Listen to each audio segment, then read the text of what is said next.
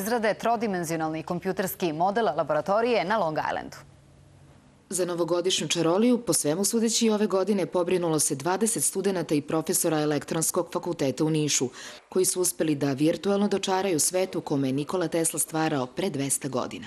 Posle trogodišnjeg rada na projektu 3D simulacije i kompjutersko modeliranje patenata Nikole Tesle, nalazimo se pred svetskom promocijom kompletnog modela Long Islanda, znači najveći Teslina laboratorija. Long Island je veliki projekat, model je baziran na samo 6 originalnih fotografija koje smo dobili iz muzeja Nikole Tesle.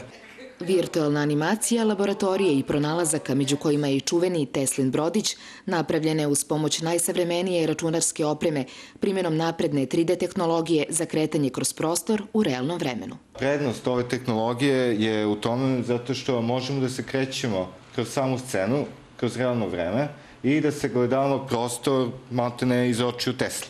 Nakon svetske premijere u Nišu, Teslina virtualna laboratorija će već početkom januara biti instalirana i u muzeju Nikola Tesla u Beogradu. Za prvo iz Niša, Ana Kolarević, Juginfo.